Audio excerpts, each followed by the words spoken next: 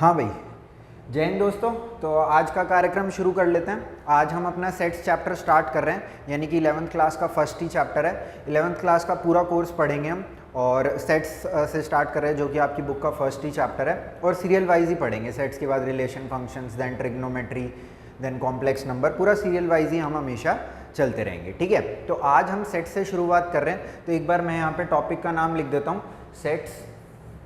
ठीक है, तो सेट क्या होता है ये जान लेंगे इसमें हम। ठीक है, कि होता क्या है, मतलब क्या है सेट का, इसका यूज़ क्या है, फिर इसको लिखने के क्या क्या तरीके हैं, फिर कितने टाइप्स के सेट हो सकते हैं, ये सब हम इसके अंदर जान लेंगे। थोड़े से इसके अंदर प्रूव दैट के क्वेश्चन भी होते हैं, जो कि थोड़ा सा डिफिकल्ट पार्ट है, तो वो भी मैं आपको करा दूंगा। एनसीईआरटी के भी करा दूंगा, थोड़ा बहुत बाहर से भी करा दूंगा, ताकि आप उसके अंदर कंफर्टेबल हो जाओ बेसिकली। ठीक है, तो सबसे पहले देख लेते हैं कि एक सेट होता क्या है। तो भाई, एक well defined collection of elements को हम क्या बोलते हैं, सेट बोलते हैं। किसी भी चीज़ की कलेक्शन हो सकती है, पर वो क्या होनी चाहिए, वेल डिफाइंड होनी चाहिए। वेल डिफाइंड का मतलब क्या है कि जो उसका मतलब मेरे लिए हो वही उसका मतलब आपके लिए भी हो और किसी और के लिए भी सेम हो। जैसे कि मैं बोलूँ एक इवन नंबर्स का सेट बना दो, तो उसके अंदर मैं क्या एलिमेंट्स डालूंगा, 2 डालूंगा, 4, 6, 8, 10, 12, 14, 16, यही एलिमेंट्स होंगे। अगर मैं आपसे पूछूंगा तो आप भी सेम जवाब मेरे को देने वाले हो। यानी कि ये कलेक्शन क्या हो गई, वेल डिफाइंड हो गई। इवन नंबर्स के सेट का जो मतलब मेरे लिए है वही मतलब किसके लिए है, आपके लिए है। और अगर किसी पढ़े लिखे इंसान से, या पढ़े लिखे नहीं बोलना चाहिए, जिसको इवन नंबर्स के बारे में पता हो, उससे जाकर के आप पूछोगे तो वो भी आपको सेम जवाब देगा। ठीक है, अब सपोज मैं एक और आपसे क्वेश्चन पूछता हूँ कि ये सेट होगा या नहीं होगा, जो मैं अभी आपसे पूछ रहा हूँ। जैसे सपोज अगर मैं आपसे बोलूँ कि दुनिया की बेस्ट 5 कार्स का एक सेट बना दो। अब हो सकता है भाई मेरे लिए बेस्ट कार फरारी हो, बुगाटी वेरोन हो, या फिर इस टाइप की कोई कार्स हो। अब हो सकता है भाई आपके लिए मतलब जैसे वैगनार बेस्ट हो, या फिर हो सकता है कोई लैम्बोर्गिनी बेस्ट हो आपके लिए, है ना। तो यानी कि जो मेरे लिए बेस्ट 5 कार्स हैं, वो ज़रूरी नहीं है कि आपके लिए भी बेस्ट 5 कार्स हो। यानी कि ये जो बेस्ट 5 कार्स की कलेक्शन है, ये एक वेल डिफाइंड कलेक्शन नहीं है। अब इसी क्वेश्चन को सपोज मैं थोड़ा सा घुमा के पूछ दूं, क्या अगर मैं दुनिया की फास्टेस्ट 5 कार्स ऑफ 2022 की बात करूं, है ना। अब ये क्या होंगी, ये फिक्स होंगी, क्योंकि जो कार सबसे ज़्यादा स्पीड पे चलती होगी वही फास्टेस्ट हो सकती है। यानी कि पिछली बार जब मैंने आपसे बेस्ट कार कहा था, तो मैंने बेस्ट के पैरामीटर्स नहीं बताए थे, बेस्ट कार का मतलब नहीं बताया था। बेस्ट कार का मतलब क्या है मेरे मन में, है ना, वो मैंने आपको बताया नहीं था। अब वो मैंने बता दिया, क्या, फास्टेस्ट कार। पर जब मैं कह रहा था आपसे क्या कि बेस्ट कार सिर्फ, तो उसमें बेस्ट का मतलब क्या, बहुत सारे मतलब हो सकते थे। हो सकता है जो कार सबसे फास्ट चलती हो, है ना, या फिर हो सकता है जो कार सबसे ज़्यादा माइलेज देती हो, है ना, या फिर जिसका कलर सपोज सबसे प्यारा हो, है ना। तो बेस्ट कार का मतलब वहाँ पे मैंने डिफाइन नहीं किया था, अब मैंने कर दिया। मैंने क्या कहा, फास्टेस्ट कार ऑफ 2022, 2022 की जो 5 सबसे फास्टेस्ट कार हैं उनका एक सेट बना दो। अब ये कोई 5 कार क्या होंगी, फिक्स होंगी, जो सबसे ज़्यादा हाई स्पीड पे चलती होंगी। बात समझ में आ गई भाई। तो जो हमारी कलेक्शन है उसको क्या होना पड़ेगा, वेल डिफाइंड होना पड़ेगा। फॉर एग्जांपल मैं आपसे कहूँ कि अपने स्कूल के बच्चों का एक सेट बना दो, है ना। तो उस सेट में आप किस किस को डालोगे, जो जो बच्चा आपके स्कूल में पढ़ता है उसको आप उस सेट में डाल दोगे। अब at a point of time, आज की डेट अगर हम ले लें, तो आपकी स्कूल में कुछ फिक्स बच्चे पढ़ रहे होंगे। आपके प्रिंसिपल से जाके आप पूछोगे तो भी वो उन्हीं बच्चों के नाम बताएगा। अगर स्कूल टीचर से पूछोगे तो भी वो रिकॉर्ड्स निकाल करके सेम बच्चों के नाम बताएगी। और अगर आप अपने फ्रेंड से पूछोगे तो वो भी, अगर उसे कहीं से रिकॉर्ड मिल जाता है, तो सेम बच्चों के नाम ही बताएगा कि ये बच्चे हमारे स्कूल में पढ़ते हैं, है ना। यानी कि ये कलेक्शन क्या हो गई, वेल डिफाइंड हो गई, क्योंकि एक लिमिटेड नंबर ऑफ बच्चे आपके स्कूल में पढ़ते होंगे और वो क्या होंगे, फिक्स होंगे। इनफैक्ट अगर वो लिमिटेड भी ना हो, पर वो क्या हो, वेल डिफाइंड हो, तो भी हम उसे क्या बोल सकते हैं, एक सेट बोल सकते हैं। जैसे कि मैंने इवन नंबर का केस लिया, तो वहाँ पे जो हमारे इवन नंबर्स थे वो लिमिटेड नहीं थे, पर वो क्या थे, वेल डिफाइंड थे। जो इवन नंबर्स का मतलब मेरे लिए था वही आपके लिए भी था, तो इसलिए हमने इवन नंबर्स के कलेक्शन को क्या बोल दिया, एक सेट बोल दिया। यानी कि सेट का सीधा साधा मतलब यही है कि बहुत सारे एलिमेंट्स को या कुछ एलिमेंट्स को हम एक साथ रखेंगे, और ये क्या होने चाहिए, वेल डिफाइंड होने चाहिए। वेल डिफाइंड का मतलब भी मैंने आपको बता दिया कि उस सेट का मतलब सब लोगों के लिए क्या होना चाहिए, सेम होना चाहिए। ठीक है, तो अगर मैं यहाँ पे एक डेफिनेशन छोटी सी लिखना चाहूँ तो सेट क्या होता है, it is a well defined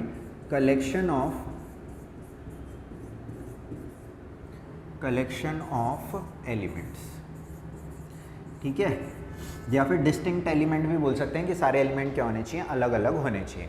तो सबसे इंपॉर्टेंट वर्ड इसके अंदर यही है कि ये जो कलेक्शन होनी चाहिए क्या होनी चाहिए, वेल डिफाइंड होनी चाहिए। फॉर एग्जांपल अगर मैं आपसे पूछ लूँ कि भाई एक सेट बना दो, एक कलेक्शन बना दो दुनिया के बेस्ट 5 क्रिकेटर्स की, अब अगर कोई मेरे से आके ये सवाल पूछेगा तो हो सकता है मैं उसके अंदर सचिन, सहवाग, धोनी, गांगुली और द्रविड़ को डाल दूं। पर अगर सपोज आपसे पूछेगा तो हो सकता है आपके 5 जो फेवरेट्स हैं वो और कुछ हो सकता है आपका फेवरेट रोहित शर्मा हो, है ना, या हो सकता है विराट कोहली हो या स्मृति मंदाना हो, है ना। तो इस तरीके से मैंने मतलब कि आपको सिर्फ क्या बोला, बेस्ट बोला। अगर मैं ये बोलता कि आईसीसी ने जिन्हें बेस्ट कहा है 2022 में उनका एक कलेक्शन बना दो, अब आईसीसी ने तो किन्हीं फिक्स ही लोगों को बेस्ट कहा होगा, तो अब ये क्या हो जाएगा, हमारा सेट हो जाएगा। पर अगर मैं बोलूँ सिर्फ बेस्ट क्रिकेटर्स, तो वो बेस्ट मेरे लिए अलग हो सकता है, आपके लिए अलग हो सकता है। अब अगर मैं बेस्ट को डिफाइन कर दूं कि बेस्ट का मतलब क्या है, बेस्ट का मतलब अगर मैं सपोज ये बोल दूं कि ऐसे क्रिकेटर्स का एक सेट बना दो जिसने सबसे ज़्यादा छक्के लगाए हैं, है ना, तो अब सबसे ज़्यादा छक्के लगाने वाले 5 बैट्समैन क्या होंगे, फिक्स होंगे, है ना, कि उन्होंने ही सबसे ज़्यादा छक्के लगाए होंगे, या फिर जिन्होंने सबसे ज़्यादा रन स्कोर करे, है ना, तो ये भी क्या होंगे, हमारा वेल डिफाइंड हो जाएगा। पर अगर मैं सिंपली वर्ड यूज़ कर रहा हूँ बेस्ट, तो बेस्ट का मतलब क्या है भाई, बेस्ट का कोई मतलब समझाए हमें कि ऐसा क्रिकेटर हो जिसकी एवरेज सबसे ज़्यादा है, या फिर ऐसा क्रिकेटर हो जिसका स्ट्राइक रेट सबसे ज़्यादा है, या फिर ऐसा क्रिकेटर हो जिसने सेंचुरी सबसे ज़्यादा लगाई है, या फिर ऐसा क्रिकेटर हो जिसने विनिंग कॉज में सेंचुरी सबसे ज़्यादा लगाई है ना। तो मतलब कि बेस्ट का कुछ क्राइटेरिया होना चाहिए, ठीक है। तो मतलब कि वेल डिफाइंड जो वर्ड है यहाँ पर, ये सबसे इंपॉर्टेंट है कि जो मीनिंग उस सेट का मैं निकालूं वही आप निकालो और वही कोई और बंदा भी निकाले। बात समझ में आ गई। तो अब यहाँ पे मैं कुछ एग्जाम्पल ले लेता हूँ और उन एग्जाम्पल से आपको थोड़ा समझाने की कोशिश करता हूँ कि एक सेट को हम किस तरीके से डिफाइन कर सकते हैं। कि मतलब कि जैसे कि यहाँ पर ये कुछ लिखा है थोड़ा सा, तो इसके अंदर हमें ये बताना है कि ये जो कलेक्शन है ये सेट होगी या फिर नहीं होगी। तो सबसे पहले क्या लिखा है, the collection of all months of a year beginning with the letter J. ठीक है, अगर हमसे कोई बोले कि आपको एक सेट बनाना है और इस सेट में वो मंथ्स ऑफ अ ईयर डाल दो जो कि जे से स्टार्ट होते हैं, तो जे से कौन से मंथ स्टार्ट होते हैं, जनवरी, जून और जुलाई। तो इसके अंदर मैं भी यही आंसर बताऊंगा, आप भी यही आंसर बताओगे, तो ये सबके लिए क्या है, सेम है। ठीक है, तो ये क्या हो गया, हमारा एक सेट हो गया। बात समझ में आ गई। The collection of most talented writers of India. अब भाई यहाँ पे मोस्ट टैलेंटेड का इन्होंने मीनिंग डिफाइन नहीं करा। मोस्ट टैलेंटेड का क्या मतलब है, जिसकी नॉवल सबसे ज़्यादा बिकी है ना, या फिर जिसकी नॉवल सबसे कम बिकी है, या फिर जिसकी नॉवल पढ़ के मज़ा सा आ गया, है ना। तो मोस्ट टैलेंटेड का मतलब तो नहीं यहाँ पे डिफाइन किया, या फिर जिसने सबसे ज़्यादा नॉवेल्स लिखी हैं, है ना। अब हो सकता है कि मेरे को किसी और बंदे की नॉवल पसंद आए, आपको किसी और बंदे की नॉवल पसंद आए। हो सकता है मेरे को थ्रिलर या क्राइम टाइप की कोई नॉवल पसंद आए, आपको हो सकता है सस्पेंस या कोई लव स्टोरी पसंद आए। ठीक है, तो जब collection of 10 most talented writers of India है, तो ये मोस्ट टैलेंटेड राइटर मेरी नज़र में और आपकी नज़र में अलग अलग हो सकते हैं, इसलिए मैं इसे क्या कहूँगा कि ये सेट नहीं है। ठीक है भाई। The team of 11 best cricket batsman of the world. Again वही बात, बेस्ट क्रिकेट बैट्समैन का मतलब क्या है ना। अब बेस्ट का मतलब तो इन्होंने नहीं बताया अच्छे से हमें कि जिनके क्या सबसे ज़्यादा रन है या जिनका सबसे ज़्यादा स्ट्राइक रेट है, और बेस्ट सबकी नज़र में अलग अलग हो सकता है ना। मेरी नज़र में हो सकता है सचिन बेस्ट हो, आपकी नज़र में हो सकता है विराट कोहली बेस्ट हो, है ना। तो ये हमारा क्या होगा, सेट नहीं होगा। ठीक है। The collection of all boys in your class. अब आपकी क्लास में जो लड़के होंगे वो फिक्स ही रहेंगे, आप किसी भी बच्चे से अपनी क्लास के लड़कों के नाम लिखवा लो, ठीक है, वो जो आप लिखोगे वही आपका कोई भी फ्रेंड लिखेगा, वही आपकी टीचर भी बताएगी, है ना। तो जो लड़के हैं वो आपकी क्लास में फिक्स हैं, तो ये हमारा क्या हो जाएगा, एक सेट हो जाएगा। ये वेल डिफाइंड है। ठीक है, आपकी क्लास के जो लड़के हैं, मतलब लड़कों को तो पहचान लोगे ना भाई अपनी क्लास के, उनको सेपरेट कर दिया और उनको एक सेट, उनकी कलेक्शन को क्या बना दिया, एक सेट बना दिया। The collection of all natural number less than 100। सारे नेचुरल नंबर लेस देन 100। तो नेचुरल नंबर क्या होते हैं, 1 से स्टार्ट होते हैं, तो इसके अंदर क्या आ जाएंगे, 1 2 3 4 5 6 7 8 9 10 अप टू 99। ठीक है, तो इसके अंदर मेरे लिए भी ये सेम बात रहेगी, the collection of all natural numbers less than 100। तो ये हो जाएंगे 1 से लेकर के 99। तो ये क्या हो जाएगी, एक वेल डिफाइंड कलेक्शन है, तो इसको क्या बोल दूंगा, सेट बोल दूंगा। The collection of all novels written by Munshi Premchand. अब भाई इसके अंदर ध्यान से सुन लेना, इन्होंने क्या कहा है, the collection of all novels written by Munshi Premchand, यानी कि जो ये राइटर हैं मुंशी प्रेमचंद, इन्होंने जो जो नॉवेल्स लिखी हैं उनकी कलेक्शन को क्या बोलते हैं हम, सेट बोल सकते हैं या नहीं बोल सकते। अब देखो जो ये राइटर होंगे मुंशी प्रेमचंद, इन्होंने अपनी ज़िंदगी में कुछ एक फिक्स नॉवेल्स लिखी होंगी, है ना, तो उन सब के नाम हम इसमें डाल देंगे। अब बेस्ट का, बिना बेस्ट का तो कुछ यहाँ पे क्राइटेरिया है नहीं, जितनी भी उन्होंने नॉवेल्स लिखी हैं सबके नाम यहाँ लिख दो, तो ये क्या हो जाएगा हमारा, अगेन सेट हो जाएगा। यानी कि वेल डिफाइंड होना चाहिए, जो नॉवेल्स उन्होंने लिख दी वो तो लिख ही दी। अब मेरे से कोई पूछेगा तो मैं या तो किसी नॉवल के जानकार से जाकर के पूछ लूँगा, गूगल पे सर्च कर लूँगा कि मुंशी प्रेमचंद ने आज तक कौन सी नॉवेल्स लिखी हैं, तो वो कुछ फिक्स नंबर ऑफ नॉवल होंगी, जो मेरे को पता होगा वही आपको भी पता चल जाएगा, तो वो नॉवेल्स क्या रहेंगी, सेम रहेंगी, इसलिए ये कलेक्शन भी क्या हो जाएगी, एक सेट हो जाएगी। तो सबसे इंपॉर्टेंट वर्ड अगेन मैं आपको बता रहा हूँ कि क्या है, वेल डिफाइंड ही है, यानी कि जो भी कलेक्शन है वो क्या होनी चाहिए, वेल डिफाइंड होनी चाहिए। जो मतलब मेरे लिए वही मतलब आपके लिए। The collection of all even integers, again even integer क्या क्या होते हैं, 2, 4, 6, 8, 10, इसी तरीके से आगे चलते रहेगा। आपके लिए भी यही, मेरे लिए भी यही, भले ही इसके अंदर इनफाइनाइट एलिमेंट्स हों, क्योंकि इवन नंबर तो चलते ही रहेंगे ना भाई, कभी ख़त्म थोड़ी ना होंगे, है ना, पर जो मेरे लिए वो चलते रहेंगे वही आपके लिए भी वही चलते रहेंगे, ठीक है। तो ये क्या हो गया, एक अगेन सेट हो गया, क्योंकि ये भी क्या है, वेल डिफाइंड है। ऑल्दो इसके अंदर इनफाइनाइट एलिमेंट्स हैं, पर ये अगेन क्या है, डिफाइंड है, जो मतलब मेरे लिए वही मतलब आपके लिए भी।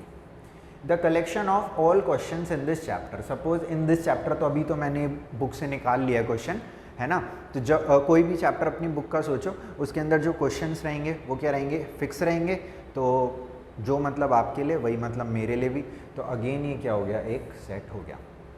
The collection of most dangerous animals of the world, तो अगेन भाई ये सेम बात हो गई, यहाँ पे डेंजरस बोला है, डेंजरस का मतलब नहीं बताया इन्होंने, मतलब डेंजरस का डिफरेंट हो सकता है ना, हो सकता है किसी बंदे को कोई जानवर डेंजरस लगता हो सकता है किसी को कोई डेंजरस लगता हो, है ना, हो सकता है भाई किसी को छिपकली से ही डर लगता हो, है ना, और हो सकता है किसी को भाई शेर से डर लगता हो, तो डेंजरस का मतलब डिफरेंट हो सकता है। अब डेंजरस का अगर ये मतलब अच्छे से हमें डिफाइन करते, जैसे कि ऐसा बताते कि जो जानवर सबसे फास्ट भाग लेता है, या फिर जिसका वज़न सबसे ज़्यादा है ना, या फिर जिसकी बाइट सबसे स्ट्रॉन्ग है, तो हम इसको सेट बोल सकते थे, ठीक है। पर यहाँ पर इन्होंने क्या बोला, कलेक्शन ऑफ मोस्ट डेंजरस, यानी कि डेंजरस का मतलब सबके लिए अलग अलग हो सकता है, मैंने बता ही दिया, हो सकता है किसी को छिपकली से ही डर लगता हो सकता है भाई कोई शेर से भी ना डरता हो, कोई डायनासोर से डरता हो, तो ये सब अलग अलग हो सकता है सबके लिए, तो ये हमारा क्या होगा, सेट नहीं होगा।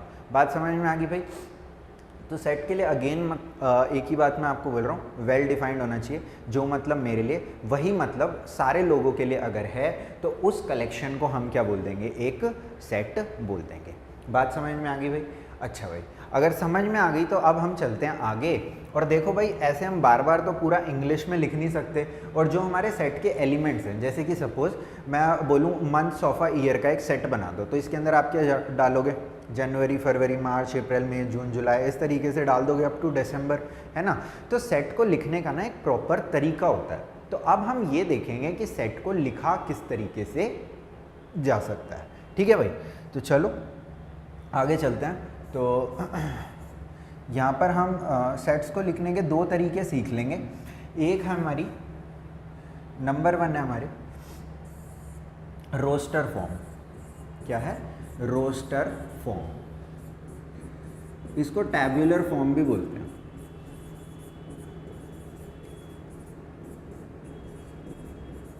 ठीक है, ये सीधी सी भाषा में जब हम सेट को लिखते हैं तो उसको ही रोस्टर फॉर्म बोलते हैं। अभी मैं बताऊंगा, टेंशन मत लो कैसे लिखते हैं। और दूसरा होता है हमारा सेट बिल्डर फॉर्म, ठीक है, दूसरा होता है सेट बिल्डर फॉर्म।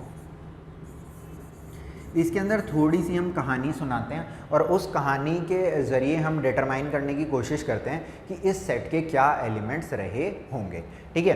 तो दोनों को ही हमें सीखना ज़रूरी है, और एक फॉर्म से दूसरी फॉर्म में भी किसी सेट को कन्वर्ट करना हमें आना चाहिए। तो वही एग्जांपल लेता हूँ जो अभी तक मैंने लिया, जैसे कि सेट ऑफ इवन नंबर्स मैंने लिया था। तो जस्ट फॉर एग्जांपल मैं एक सेट ऑफ इवन नंबर्स बनाना चाहता हूँ जो कि सपोज़ 11 से छोटे हैं, ठीक है। तो 11 से छोटे अगर हमें इवन नंबर्स चाहिए तो आप क्या बोलोगे कि सर इसमें 2 है, 4 है, 6 है, 8 है, 10 है। मैं कहूँगा मान लिया, पर लिखोगे कैसे? तो लिखोगे ऐसे, रोस्टर फॉर्म में कैसे लिखोगे?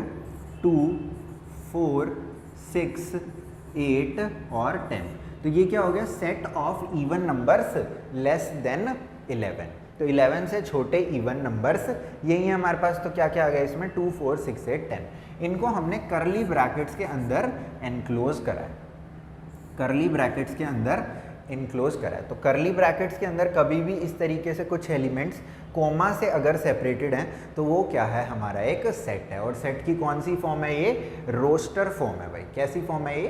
रोस्टर फॉर्म है, ठीक है। इसके बाद सपोज इसी बात को हमें किस में लिखना है? सेट बिल्डर फॉर्म में लिखना है। इसी बात को हमें किस में लिखना है? सेट बिल्डर फॉर्म में लिखना है। तो कैसे लिख सकते हैं समझो। अब यहाँ पे थोड़ी सी नोटेशंस हैं तो ध्यान से समझना भाई, ठीक है। इसको थोड़ा सा मैं एडजस्ट कर लेता हूँ।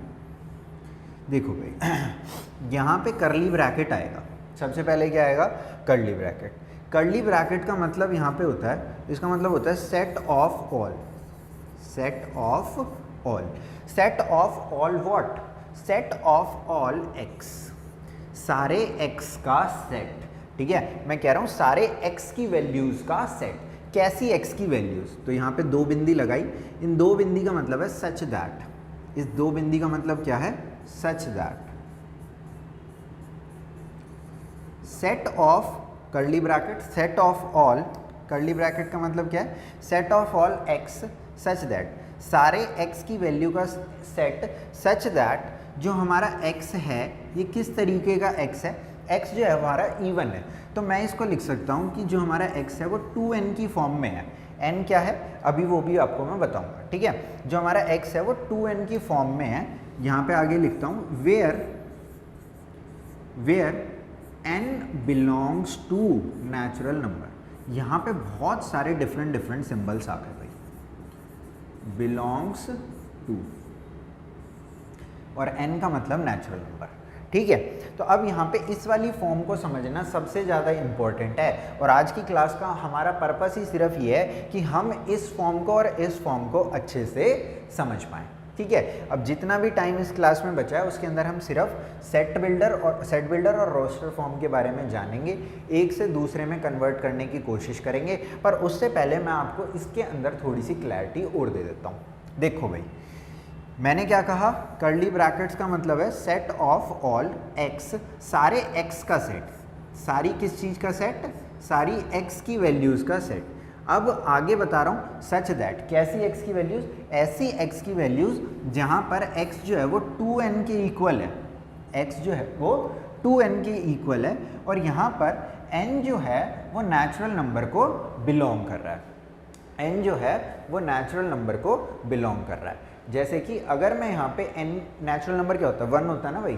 तो 1 डाला तो यहाँ पे 2 आ गया, तो देखो 2 मिल गया। अगर यहाँ पे n की जगह 2 डालोगे तो क्या आ जाएगा? 4 आ जाएगा। नेचुरल नंबर की वैल्यूज डालते जाओ क्योंकि n किस को बिलोंग कर रहा है?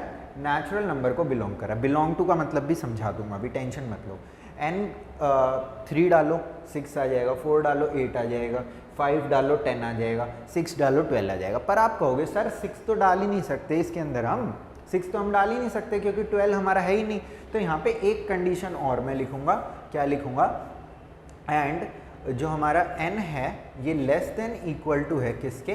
5 के। जो n है वो लेस देन इक्वल टू है किसके? 5 के।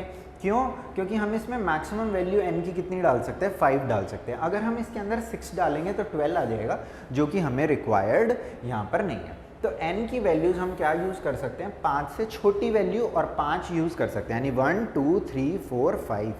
तो 1 डालोगे 2 आ जाएगा, 2 डालोगे 4 आ जाएगा, 3 डालोगे 6 आ जाएगा, 4 डालोगे 8 आ जाएगा, 5 डालोगे 10 आ जाएगा, ठीक है। तो इस तरीके से एक कार्यक्रम हम कर सकते हैं, ठीक है। अब यहाँ पर एक सिंबल और है बिलोंग्स टू का, n बिलोंग्स टू n। तो यहाँ पे हमें थोड़ी सी बात इसके अंदर भी अभी समझनी पड़ेगी, ठीक है। इसके अंदर हमें ये समझनी पड़ेगी ये जो बिलोंग्स टू का मतलब है कि जैसे बिलोंग्स टू का मतलब क्या है? तो बिलोंग्स टू का सबसे आसान मतलब अभी मैं आपको समझाता हूँ। जैसे बिलोंग्स टू का मतलब ये होता है कि जो हमारा एलिमेंट है वो किसी सेट को बिलोंग कर रहा है। फॉर एग्जांपल सपोज आपकी फैमिली है ना, सपोज आपकी फैमिली मेम्बर्स का एक सेट बना दूँ मैं, तो उस फैमिली के सेट में कौन कौन आएगा, आप आओगे, आपके पेरेंट्स आएंगे, कोई आपके अगर सिबलिंग्स हैं तो वो सब आएंगे, है ना। तो ये हमारा क्या हो गया, एक सेट हो गया, किसका, आपकी फैमिली का। अगर मैं अब कहूँ बिलोंग्स टू का क्या मतलब है, तो बिलोंग्स टू का मतलब ये कह सकते हो कि जैसे कि you belongs to the family of your set, the set of your family, ठीक है। जैसे आपकी फैमिली का जो सेट है ना, उसको आप क्या करते हो, बिलोंग करते हो, आप उस सेट के अंदर प्रेजेंट हो, ठीक है। तो यहाँ पर जो हमारा n है, इसकी वैल्यूज़ कहाँ से आ सकती हैं, सिर्फ और सिर्फ कैपिटल N जो कि नेचुरल नंबर को रिप्रेजेंट करता है, उसके बारे में भी अभी मैं आपको बता दूंगा, टेंशन लेने की ज़रूरत है नहीं, ठीक है। जैसे कि आपके पेरेंट्स का एक पेरेंट्स की बात करें तो आपके पेरेंट्स भी जो हैं आपकी फैमिली को बिलोंग करते हैं। तो मतलब समझ रहे हो ना कि जो आपकी फैमिलीज़ के एलिमेंट, जो आपकी फैमिली के एलिमेंट्स हैं वो क्या करते हैं, आपकी फैमिली को बिलोंग करते हैं। तो यहाँ पे जो n की वैल्यू है that should come from capital N। अच्छा, ये कैपिटल N का क्या मतलब है वो मैं थोड़ा सा एक्सप्लेन कर देता हूँ। अगर आपको कैपिटल N कहीं लिखा दिखे तो इसका मतलब है नेचुरल नंबर। क्या मतलब है, नेचुरल नंबर का सेट, नेचुरल नंबर का सेट, ठीक है, set of all natural number, n का मतलब है। w का मतलब अगर पूछो तो set of all whole number. Whole number समझते हो ना, 0 1 2 3 4 5 6, नेचुरल नंबर में 0 ऐड और हो गया था तो ऐसा लग रहा था कि पूरी काउंटिंग कंप्लीट हो गई है, तो क्या बोला, होल मतलब पूरा, ठीक है, तो होल नंबर। और फिर अपना क्या है, जैसे सपोज r आ जाए तो r तो सबसे ज़्यादा यूज़ होता है, इसको बोलते हैं रियल नंबर। क्या बोलते हैं, रियल नंबर। अगर q दिखे तो q है रेशनल नंबर,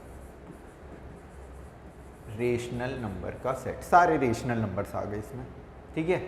और सपोज z दिखे तो ये है इंटीजर, इंटीजर समझते हो ना भाई।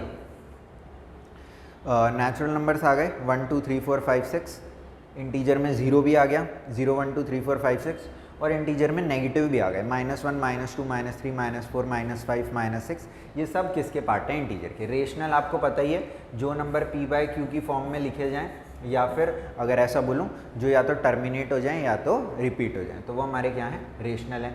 Real number, rational plus irrational सब मिला करके क्या है, हमारे रियल नंबर है। होल नंबर आपको पता ही है, नेचुरल नंबर भी आपको पता ही है, ठीक है।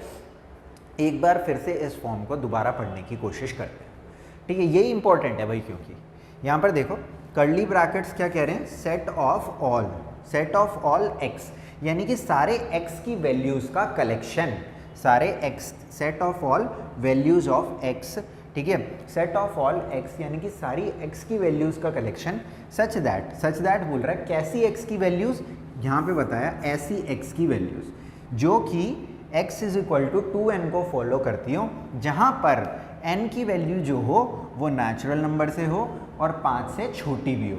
तो n की वैल्यूज़ यहाँ पर क्या आएगी, 1 2 3 4 5, क्योंकि नेचुरल नंबर भी होना चाहिए और 5 से छोटा भी होना चाहिए। n की वैल्यू जब 1 आई तो x क्या बना, 2, n की वैल्यू जब 2 आई तो ये बना 4, जब 3 आई तो बना 6, 4 आई तो बना 8 और 5 आई तो बना 10। 5 से ऊपर आ नहीं सकती because n is less than equal to 5। बात समझ आ गई भाई। तो ये हमारा किसका कार्यक्रम है, रोस्टर फॉर्म का और सेट बिल्डर फॉर्म का। टैबुलर फॉर्म ज़्यादातर नहीं बोलते उसे, सेट रोस्टर फॉर्म बोलते हैं, और इसको क्या बोलते हैं हम, सेट बिल्डर फॉर्म बोलते हैं। फिर भी अगर कहीं दिख जाए तो रोस्टर फॉर्म ही टैबुलर फॉर्म है भाई, ठीक है। तो ये कार्यक्रम हो गया कि हम अपने सेट को लिख कैसे सकते हैं। कभी भी सेट लिखो तो ध्यान रखना भाई, करली ब्रैकेट्स के अंदर आप अपने सेट के एलिमेंट्स को इनक्लोज करोगे। एलिमेंट्स क्या हैं, जिनसे मिल करके सेट बन रहा है, ठीक है। चलें आगे। तो अब हम कुछ क्वेश्चन ऐसे लिखते हैं कि जैसे कि रोस्टर फॉर्म ले लेते हैं, उन्हें सेट बिल्डर फॉर्म में कन्वर्ट करने की कोशिश करते हैं, और सेट बिल्डर फॉर्म ले लेते हैं, उन्हें हम रोस्टर फॉर्म में कन्वर्ट करने की कोशिश करते हैं, ठीक है। तो देखो भाई,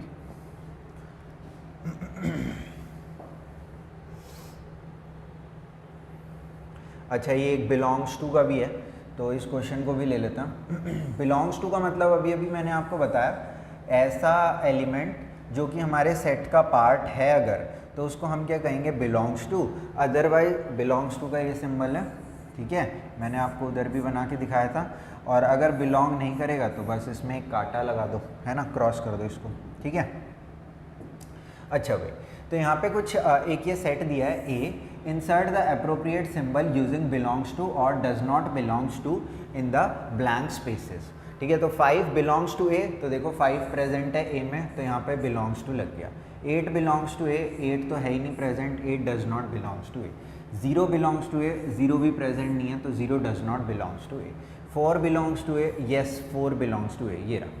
2 belongs to A, 2 also belongs to A. 10 belongs to A, no 10 does not belongs to A. बात समझ में आ गई? तो अगर तो हमारा एलिमेंट प्रेजेंट है सेट में, तो उसे क्या बोल देंगे कि बिलोंग कर रहा है। बिलोंग करने का मतलब क्या होता है ना, जैसे कि we belong to the community of Indians, तो है ना, तो जो इंडियंस का सेट है, इंडियंस मतलब जितने भी इंडियंस हैं वो उसमें हम उस सेट में डाल देंगे, और हम क्या करते हैं उसको बिलोंग करते हैं, क्योंकि हम क्या हैं, इंडियन है ना भाई। तो इस तरीके से हम बिलोंग्स टू और डज नॉट बिलोंग्स टू के सिंबल का यूज़ कर सकते हैं। ठीक है, ये थोड़ा सा आप ध्यान रखना कि क्योंकि ना ये बार बार ये सारे सिंबल्स यूज़ होते रहते हैं भाई। एन नेचुरल नंबर, और कन्फ्यूजन भी बता देता हूँ आपको कहाँ होएगी, आपको कन्फ्यूजन होएगी इन दोनों में, रेशनल और रियल, क्योंकि दोनों आर से स्टार्ट है ना। आर पर हम रियल के लिए यूज़ करते हैं और क्यू हम यूज़ कर लेते हैं रेशनल के लिए। ठीक है, रियल ही सबसे ज़्यादा सिंबल है यूज़ होने वाला इन सारे सिंबल्स में से।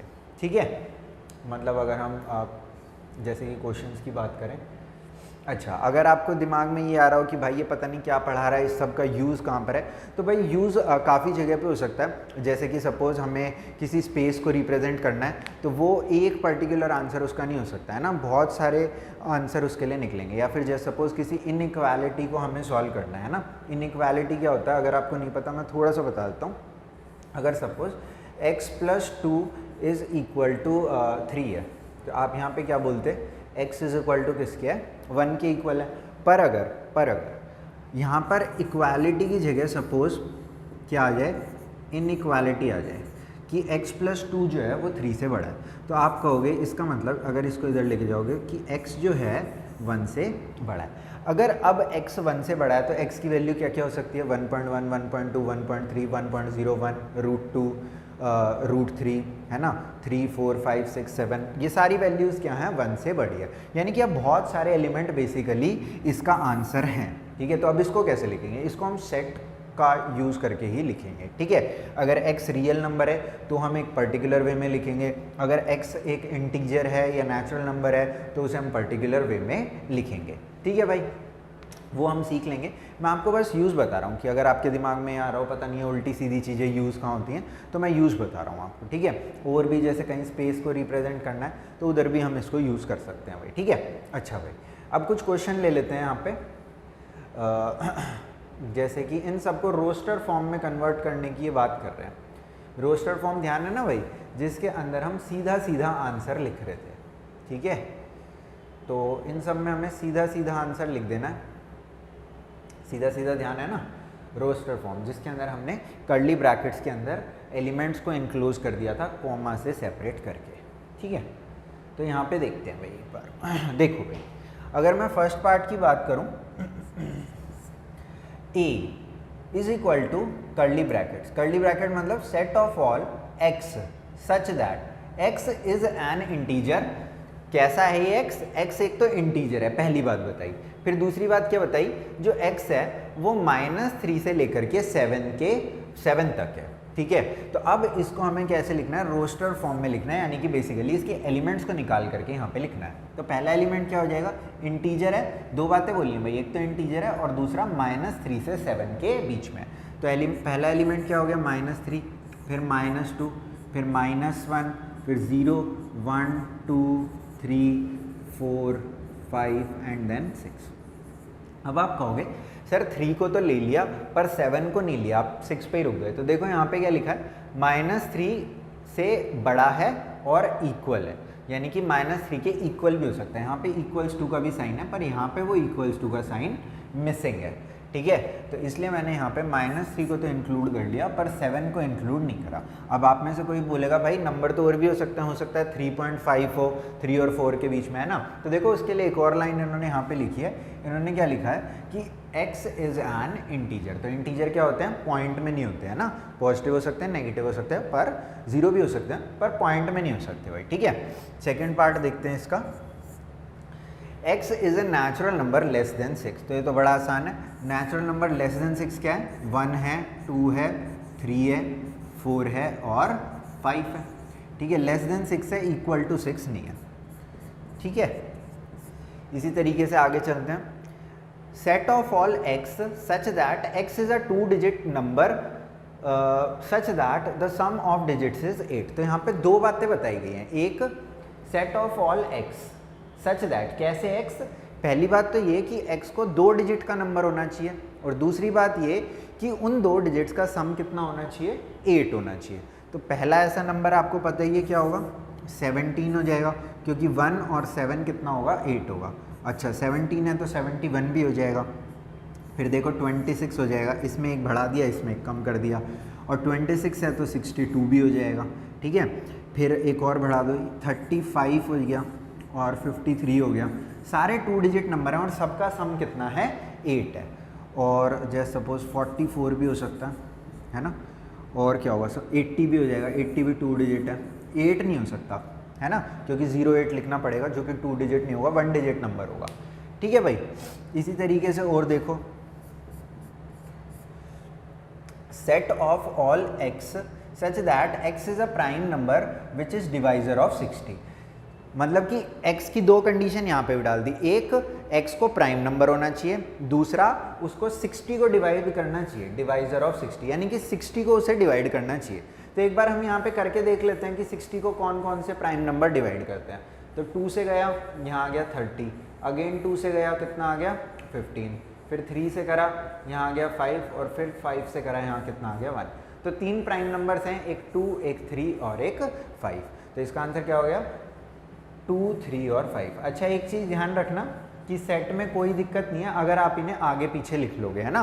जैसे कलेक्शन तो सेम ही रहेगी ना। अगर जैसे सपोज आपकी फैमिली के सेट की बात करी थी, तो पहले आपका नाम आए, आपकी मम्मी का नाम आए, या आपके किसी ब्रदर सिस्टर का नाम आए, कोई फ़र्क नहीं पड़ता, क्योंकि जो एलिमेंट्स हैं उसके अंदर वो एक सेट को बना रहे हैं, है ना। जो उसके अंदर चीज़ें प्रेजेंट हैं वो चीज़ इंपॉर्टेंट है, ना कि ये कि कौन पहले आ रहा है और कौन बाद में आ रहा है। तो अगर 2, 3, 5 को मैं 3 to 5 या 5 to 3 भी लिख देता तो कोई फ़र्क नहीं पड़ रहा था, बोथ आर सेम थिंग्स। ठीक है, अगला देख लेते हैं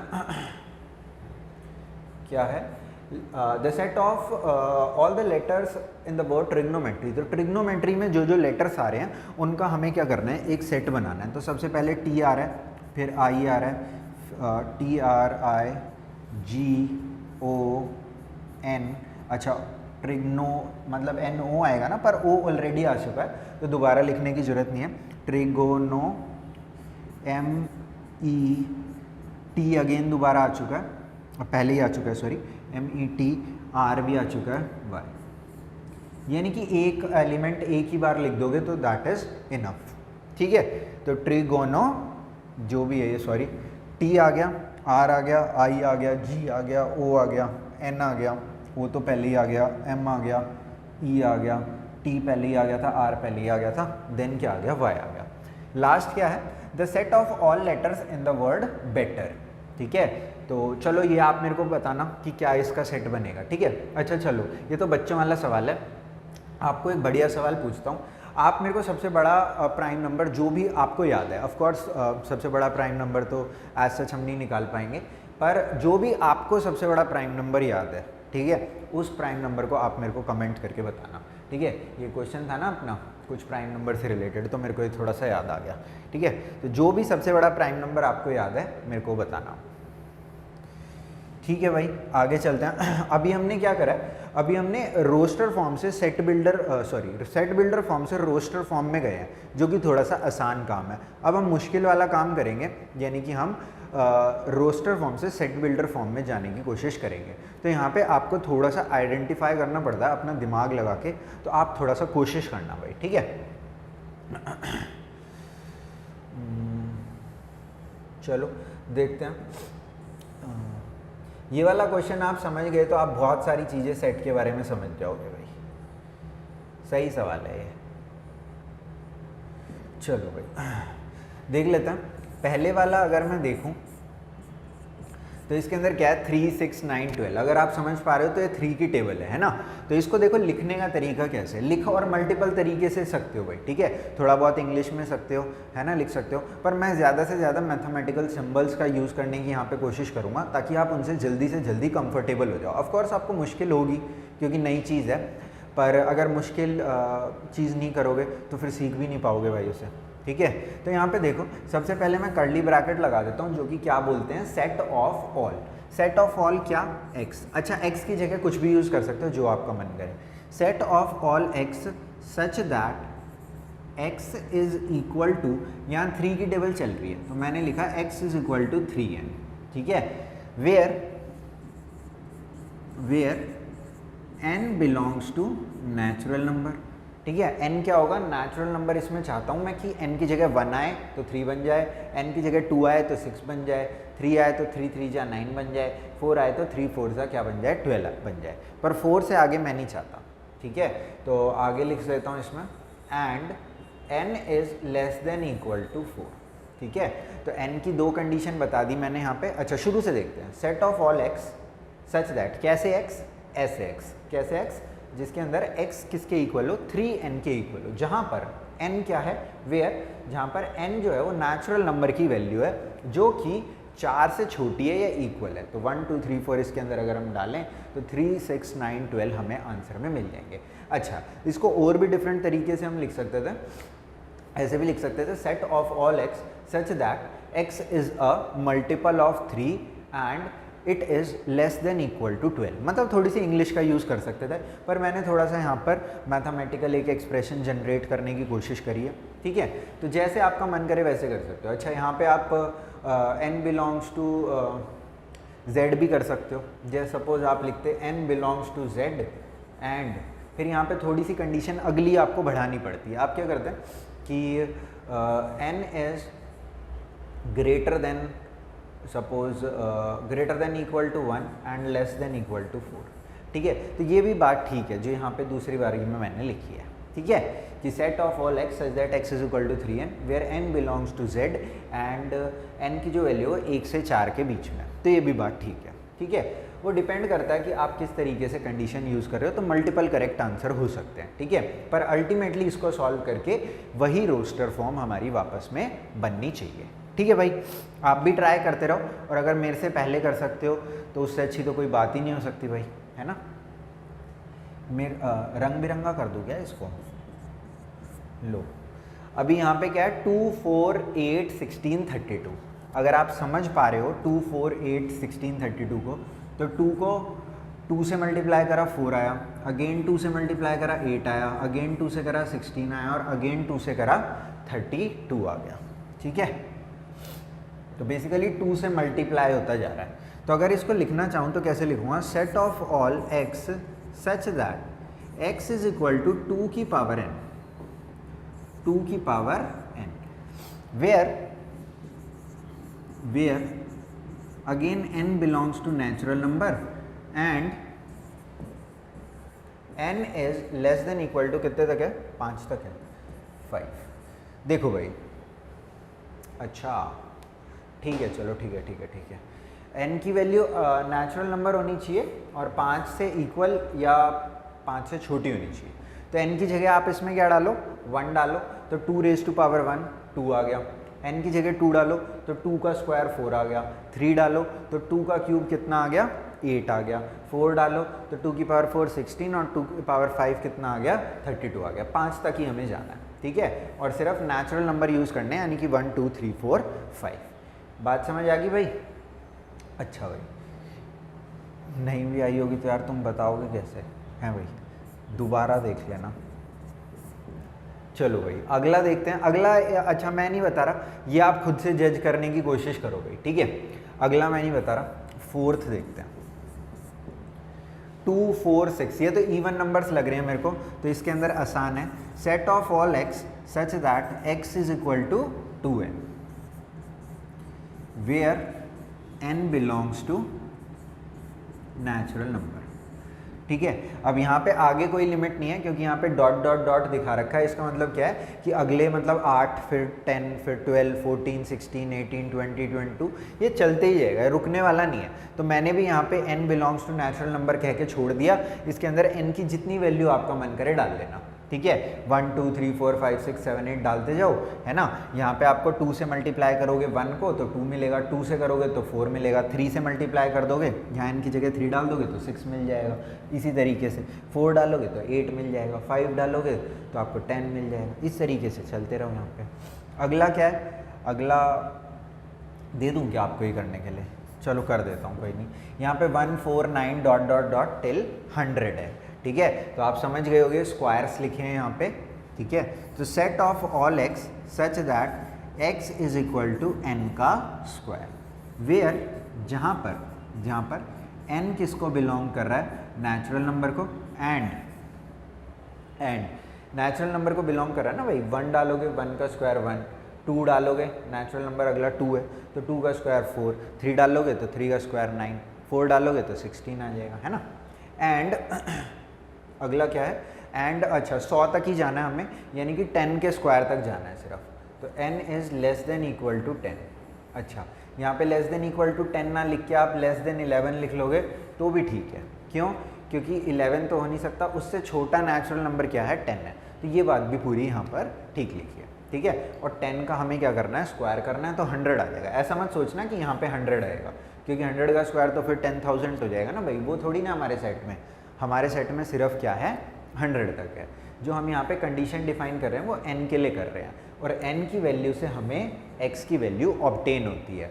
और जो हमारे सेट में लिखी होती है वो क्या लिखी होती है? x की वैल्यू लिखी होती है। तभी तो मैं बोलता हूँ ना, क्या? सेट ऑफ ऑल x, सारी x की वैल्यूज़ का सेट। फिर सच दैट, कैसी x की वैल्यूज़?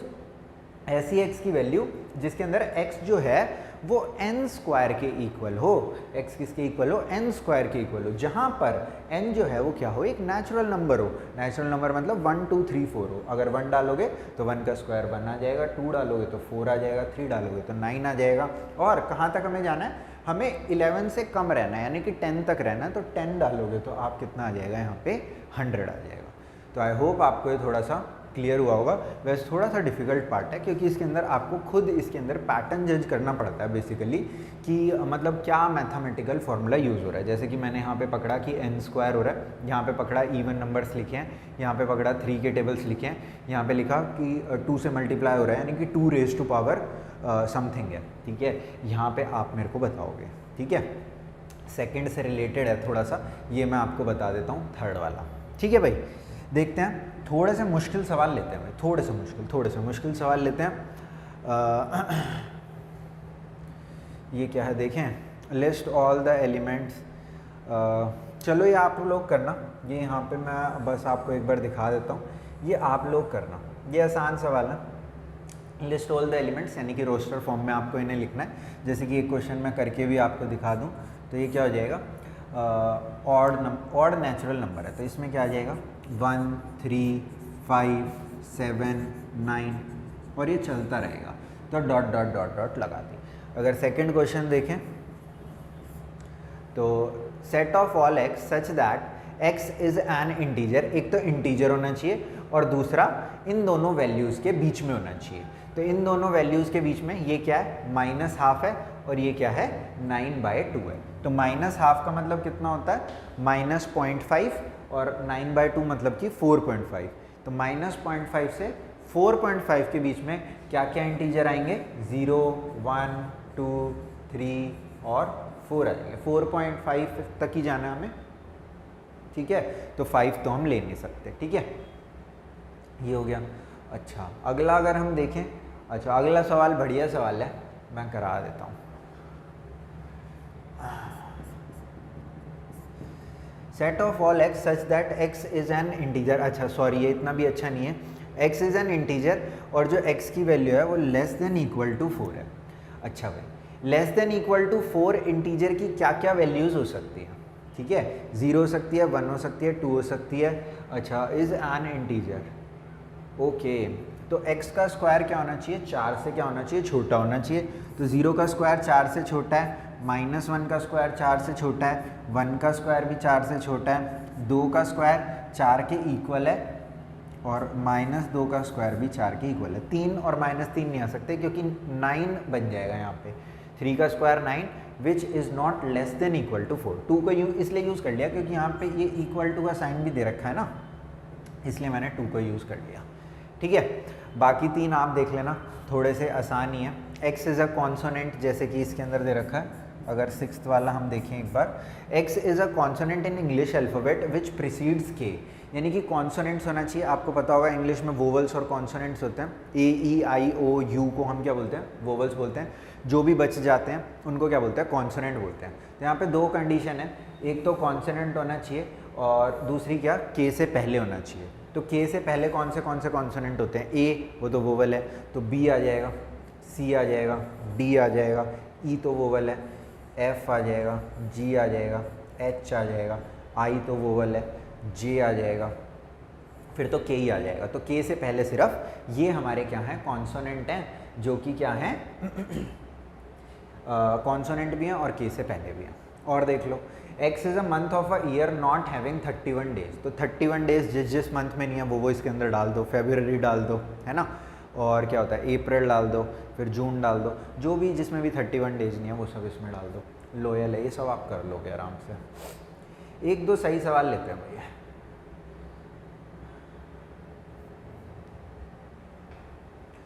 देखो क्या लिखा है, set of all x such that x belongs to real number. X यहाँ पे क्या है भाई? अब की बार रियल नंबर है।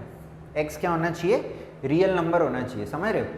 और एक्स को इस कंडीशन को भी फॉलो करना चाहिए। अगर मैं इस कंडीशन को सॉल्व करूँ, यानी कि 2x + 11 = 15, तो यहाँ से x की सिर्फ एक ही वैल्यू आएगी जो कि 2 होगी। कैसे देख लेते हैं? 2x = इसे इधर सब्ट्रैक्ट कर लो तो 4 हो गया, और अब ये मल्टीप्लाई में है तो डिवाइड कर लो तो यहाँ पे 2 हो गया, यानी कि सिर्फ x की एक ही पॉसिबल वैल्यू है। तो जो हमारा a सेट है इसका सिर्फ एक ही आंसर आएगा जो कि क्या है? 2। तो ये हमारा सेट हो गया। ठीक है, इस तरीके के सेट को सिंगलेट बोलते हैं, जिसके अंदर एक ही एलिमेंट प्रेजेंट होता है। ठीक है, अभी ये सब हम नेक्स्ट क्लास में डिस्कस कर रहे होंगे टाइप्स ऑफ सेट में। ठीक है, अगला क्वेश्चन क्या है? दूसरे रंग से कर दूँ क्या? रंग बिरंगा मचा दूंगा यहाँ पे पूरा। चलो देखते हैं। सेट ऑफ ऑल एक्स, अच्छा ये जो डंडा लगा हुआ है ना, इसका मतलब भी सच दैट है। ठीक है, जैसे 2 बिंदु थी ना, और ये जो डंडा लगा हुआ है सेम मतलब है। ठीक है, सच दैट है। Set of all x such that x² is equal to x where x belongs to real number. ठीक है, तो यहाँ पर क्या कंडीशन दी है? x² is equal to x। ठीक है, अब आपका तेज दिमाग क्या कह रहा है? आपका तेज दिमाग कह रहा है x को x से काट दो और x की वैल्यू आ गई 1। तो जो हमारा b सेट है इसके अंदर एक ही एलिमेंट है जिसका नाम क्या है? 1 है।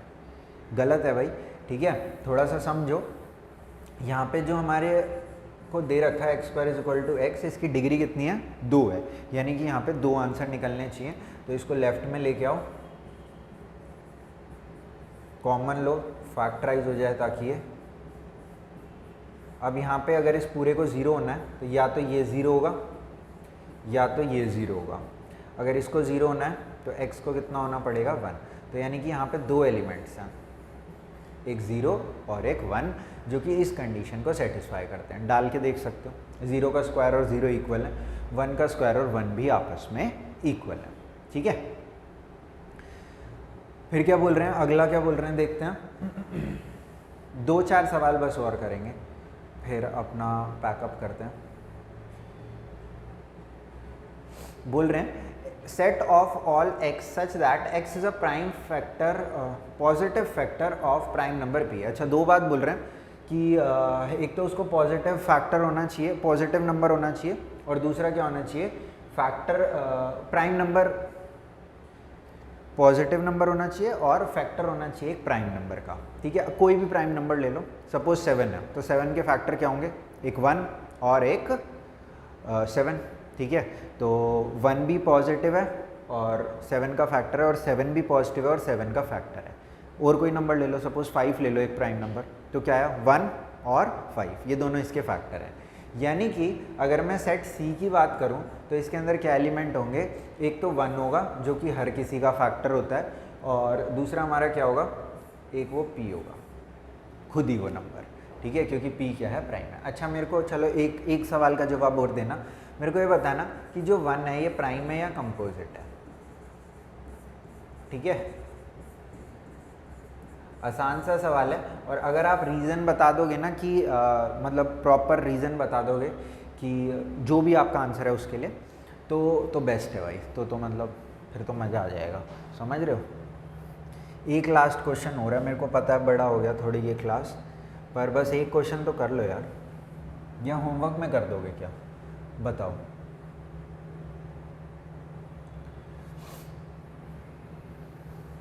देखो ये वाला कलर से लिख लेते हैं एक बार। जैसे अगर फर्स्ट पार्ट की मैं बात करूं, set of all t such that t cube is equal to t, तो यहाँ पे टी क्यूब किसके इक्वल है, टी के। अगर आप थोड़े समझदार हो तो समझ गए होगे पिछले क्वेश्चन से कि अब यहाँ पे 3 आंसर निकलने चाहिए, तो t cube minus t is equal to किसके हो गया, 0 के। टी कॉमन ले लो तो टी स्क्वायर माइनस 1 किसके इक्वल हो गया, 0 के। चाहे तो यहाँ पे फैक्टराइज अगर और करना है तो कर सकते हो, कर देता हूँ। A square minus b square, a minus b, a plus b is equal to 0। तो यहाँ से t की 3 वैल्यू आ गई, यहाँ से क्या आएगा, t इज इक्वल टू 0, यहाँ से t कितना आ जाएगा 1, और यहाँ से t कितना आ जाएगा -1, क्योंकि अगर t -1 होगा तभी तो ये पूरा 0 बनेगा ना भाई। अगर ये 0 बन गया तो ये कुछ भी हो फर्क नहीं पड़ता, क्योंकि 0 इंटू एनीथिंग इज 0। तो t की यहाँ से 3 वैल्यू आ गई। तो जो हमारा सेट D है इसके एलिमेंट्स क्या क्या होंगे, 0, 1 और -1। अगेन मैं बता रहा हूँ ऑर्डर से कोई फ़र्क नहीं पड़ता, -1 0 1 लिखो, 0 1 -1 लिखो, जहाँ पे ऑर्डर से फ़र्क पड़ेगा वहाँ पे भी बताऊँगा मैं, कोई आपको ज़्यादा टेंशन लेने। एक ही चीज़ चाहता हूँ बस मैं कि आप टेंशन मत लो। अच्छा एक चीज़ और ध्यान रखना भाई, एक चीज़ सीरियसली ध्यान रखना, कोई मजाक नहीं है इसमें। यहाँ पर इन्होंने एक कंडीशन लिखी है, क्या, t belongs to real number. तो जब भी आपके आंसर निकल रहे हो तो एक बार चेक कर लेना कि वो आंसर क्या होने चाहिए, सब रियल होने चाहिए, क्योंकि t की वैल्यू इन्हें सिर्फ और सिर्फ किस टाइप की चाहिए, रियल नंबर टाइप की चाहिए। समझ रहे हो बात को। चलो भाई आगे चलता हूँ। सेकंड क्वेश्चन में w - 2 अपॉन में w + 3 किसके इक्वल है, 3 के इक्वल है। तो एक बार इसको सॉल्व करने की कोशिश करते हैं कि क्या क्या w की वैल्यू आ सकती है। वैसे तो इसकी डिग्री 1 है तो एक ही आंसर आना चाहिए, क्रॉस मल्टीप्लाई करें, लेफ्ट राइट थोड़ा एडजस्ट करो इसको, तो इसको इधर ले आओ। 9 - 2 is equal to 3w - w, 7 is equal to 2w और w इज इक्वल टू 7/2। तो यहाँ पे हमारा जो सेट E है इसके अंदर एक ही एलिमेंट आएगा, उसका नाम क्या होगा, 7/2। अच्छा भाई यहाँ पे सपोज़ मैं थोड़ी सी कंडीशन बदल देता और मैं यहाँ पे ना रियल नंबर की जगह सपोज़ मैं यहाँ पे नेचुरल नंबर लिख देता, तो तब इसके सेट में कोई भी एलिमेंट नहीं आता। उस तरीके के सेट को हम नल सेट बोलते हैं, या फिर एम्प्टी सेट बोलते हैं, या फिर वॉइड सेट भी बोलते हैं, जिसके अंदर कोई भी एलिमेंट प्रेजेंट ना हो। W ऑल्दो हमारा यहाँ पे W का एक आंसर तो निकला है 7/2, पर वो नेचुरल नंबर को बिलोंग नहीं कर रहा, क्योंकि 7/2 फ्रैक्शन नहीं हो सकता ना भाई नेचुरल नंबर में, तो फिर हमारा कोई भी आंसर नहीं निकलता। पर अभी के लिए क्योंकि W रियल नंबर है तो हमारे पास क्या आ गया, 7/2 आ गया। अगले क्वेश्चन को आप घर से ट्राई करना, इसका लेवल थोड़ा सा ठीक है। अच्छा एक चीज़ तो आप इसको देख के ही समझ गए होगे कि आंसर कितने निकलने चाहिए, यहाँ पे 4 आंसर निकलने चाहिए, ठीक है। तो किस तरीके से ट्राई कर सकते हो, बस थोड़ा हिंट दे रहा हूँ, पक्का मैं नहीं कराने वाला इसको। आप क्या कर सकते हो, x² को कुछ भी एक चीज़ मान लो, सपोज p मान लो, ठीक है। तो यहाँ पे x की पावर 4 है, तो ये क्या हो गया, p², फिर क्या है -5p और +6 इज इक्वल टू 0। यहाँ से इसको थोड़ा सॉल्व करो तो आपको p की 2 वैल्यू मिलेंगी, एक 2 और एक 3, पर p क्या है, x² के बराबर है, यानी कि x² की 2 वैल्यू आ गई, एक 2 और x² की एक वैल्यू क्या आ गई, 3। तो यहाँ से x की वैल्यू जब इधर रूट करोगे तो क्या आएगी, ±√2, और यहाँ से x की वैल्यू क्या आएगी, ±√3। थोड़ा हिंट दे दिया मैंने आपको किस तरीके से करना है। अरे सेव मत करो भाई, ठीक है। तो आप पर इसको खुद से ट्राई करना लास्ट वाले को, ठीक है। चलो ठीक है, फिर जय हिंद दोस्तों। नेक्स्ट क्लास में आपसे मिलते हैं, आगे की कार्रवाई बिठाते हैं टाइप्स ऑफ सेट की, ठीक है। फिर चलो ठीक है, फिर बस ओके, बाय टाटा, सी यू।